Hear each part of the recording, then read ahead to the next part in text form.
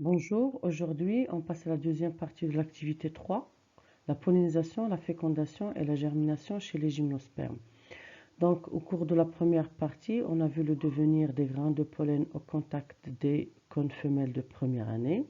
Et dans cette partie, on va voir le devenir des grains de pollen et des ovules de deuxième année. Donc, document 2, la fécondation des gymnospermes. La seconde année est caractérisée par la poursuite du développement de l'ovule avec la différenciation des archégones, c'est-à-dire au cours de la première année, on n'a pas encore la formation des archégones. En nombre de 2 ou 3, chacune contient un oosphère ou gamète femelle. Non, c'est faux. Donc là, on va nommer les composantes de la figure A, ovule mature avec grains de pollen, et la figure B, grains de pollen en germination au cours de la deuxième année. Donc, figure A, donc exprès j'ai déposé la figure A, c'est-à-dire l'ovule de première année, donc pour voir la différence entre l'ovule de première année et l'ovule de deuxième année. Donc, l'ovule de première année, on a la formation de l'endosperme, on n'a pas encore la formation de l'archégone avec l'osphère. Donc là, nous avons ovule mature avec grains de pollen. On va nommer les composantes. Donc, bien sûr, ici, nous avons la paroi de l'endosperme. Nous avons le nucelle, c'est l'ensemble des cellules qui est au cœur de l'ovule. Nous avons un grain de pollen qui a germé. Nous avons le tube pollinique qui est bien visible et qui a atteint l'endosperme. Nous avons le noyau du gamète mâle, donc il y a eu fécondation. Nous avons le noyau de l'oosphère. Et là, nous avons l'endosperme. Donc, bien sûr, on va voir la partie suivante. La figure B, on va nommer les composantes du grain de pollen en germination. Donc, là, exprès, j'ai ramené la figure A qu'on a vue dans la première partie où nous avons la germination du grain de pollen au cours de la première année. Donc, la partie, exactement les c'est-à-dire le grain de pollen.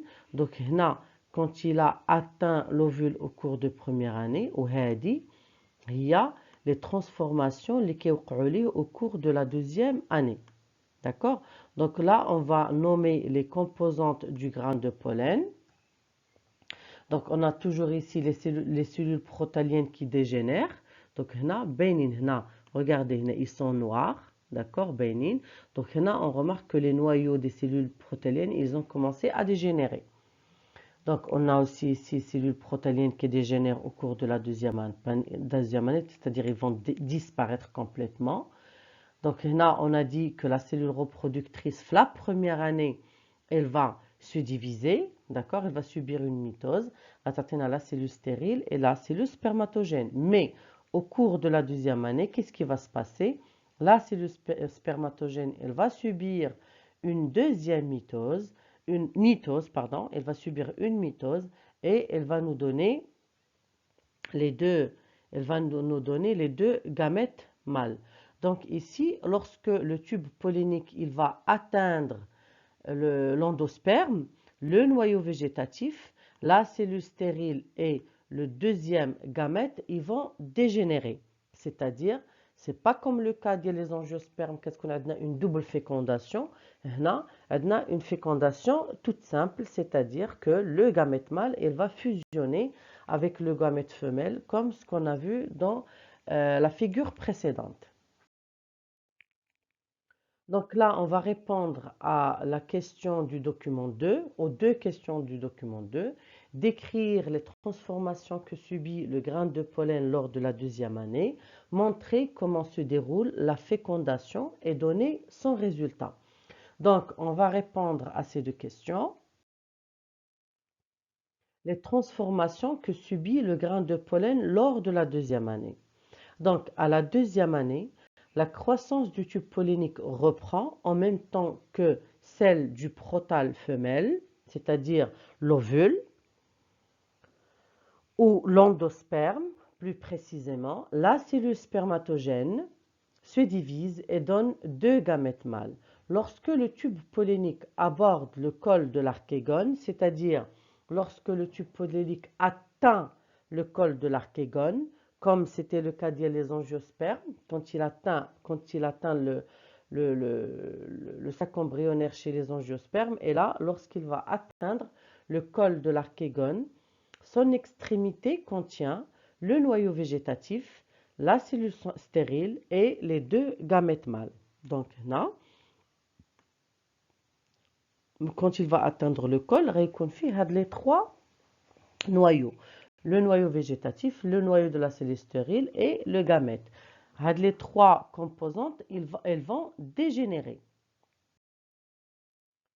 Donc, puisque les trois autres composantes, elles ont dégénéré, je nous un gamète mâle. D'accord? Donc, là où va avoir lieu la fécondation. La fécondation est son résultat. Donc, j'ai fait un copier-coller. Bon, bref. La fécondation est son résultat. Le tube pollinique traverse le col de l'archégone et déverse le contenu de son extrémité dans le gamète femelle. Seul le noyau d'un gamète mâle pénètre en profondeur dans le cytoplasme de l'osphère et s'unit avec le noyau femelle pour former le noyau du zygote diploïde. Donc, on a bien sûr, comme ce qu'on a dit, qu'est-ce qui va se passer?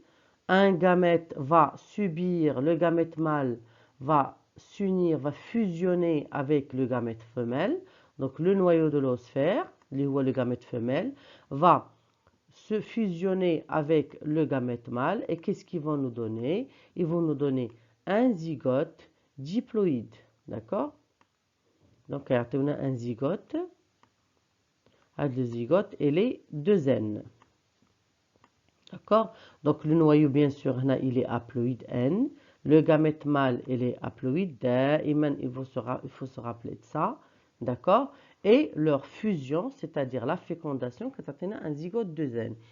Le noyau de l'autre gamète mâle, le noyau végétatif et la cellule socle, c'est-à-dire la cellule stérile, dégénèrent. D'accord? Donc, les trois, ils vont dégénérer. Ok, prenons un seul gamète. Ce gamète va fusionner avec le noyau de l'osphère et ils vont nous donner le zygote diploïde 2N. Donc,